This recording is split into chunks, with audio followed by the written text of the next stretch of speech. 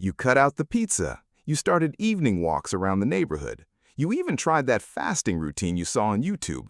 And the one place you actually wanted gone, the belly, hasn't moved an inch. It's almost like it's fighting you. And here's the part nobody in this space will tell you. It kind of is. Somewhere in the back of your head, you've probably started to wonder if the problem is just you. It isn't. As your body got older, it quietly did two very specific things that have nothing to do with how hard you're trying. It started sending fat toward your stomach on purpose. And it wrapped that fat in something like a biological security system that makes it the very last fat you will ever lose. Once you understand both of those, the frustration finally makes sense. This is the video that lets you off the hook. Here's where we're going. First, what everyone wrongly blames for stubborn belly fat. Then, what actually changed inside your body as you aged. Then, the real reason this fat specifically refuses to leave, even when the rest of you slims down. And finally, a twist. The exact way most people fight belly fat can quietly train their body to hold on to it harder. Start with the blame. Most of us are handed a simple story. Eat less, do more crunches, and just want it badly enough. But hidden in there is a stubborn myth called spot reduction. The idea that working a muscle burns the fat sitting on top of it. It doesn't. When you grind out endless crunches, you build muscle underneath the fat, but your body does not preferentially pull fuel from the fat right above it. Fat loss happens across your whole body, in an order your body chooses, and you don't get a vote on that order. So the belly staying put while your face and arms slim down first is not a sign you are doing something wrong. It's a sign your body is doing exactly what it is wired to do. And this is the quietly cruel part of the myth.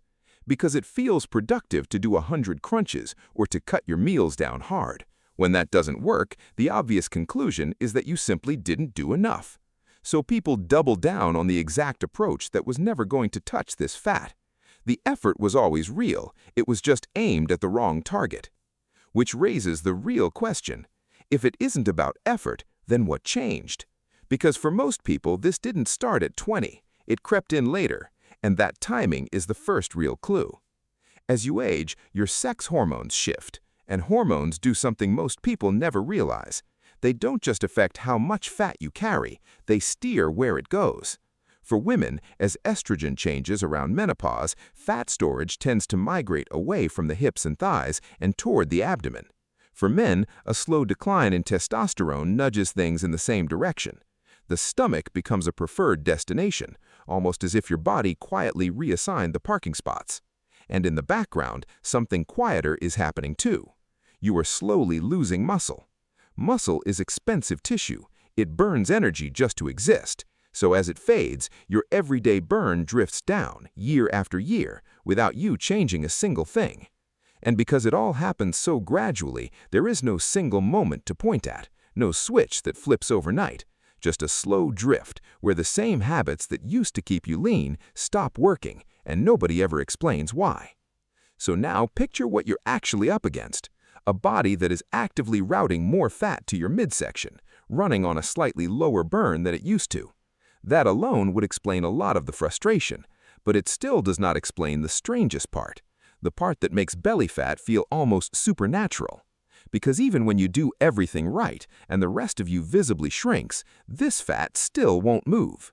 And that comes down to something almost nobody ever talks about. Your belly fat, for lack of a better word, has a bodyguard. So what is the bodyguard? It comes down to tiny switches on the surface of your fat cells.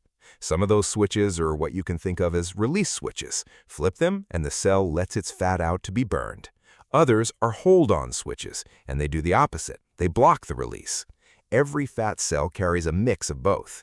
But here's the catch. The stubborn areas, the belly, the hips, the lower back, are absolutely stacked with the hold-on kind. In some of these regions, the ratio of hold-on switches to release switches runs as high as 10-to-1. Picture a car with 10 brake pedals and a single gas pedal. You can floor that accelerator all you want. With that many brakes, you are barely going to move.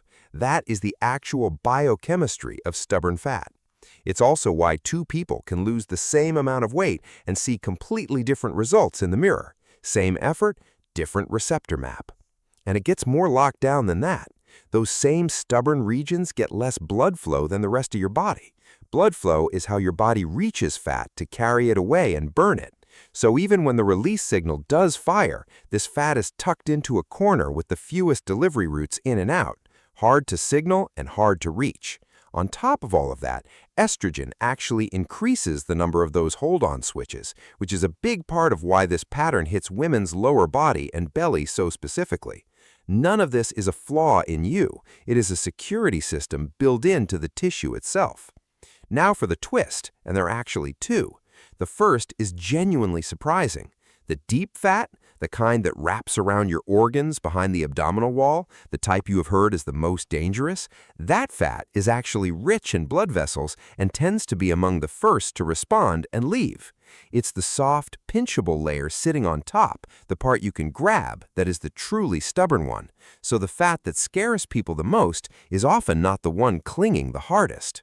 The second twist is the one that closes the loop on your frustration. Fighting this fat head-on tends to backfire. Crash dieting and relentless stress both raise a hormone called cortisol, and cortisol quietly encourages your body to store more fat right in the abdomen, the exact place you're trying to empty. And aggressive dieting tends to burn away muscle, the very tissue keeping your everyday burn up.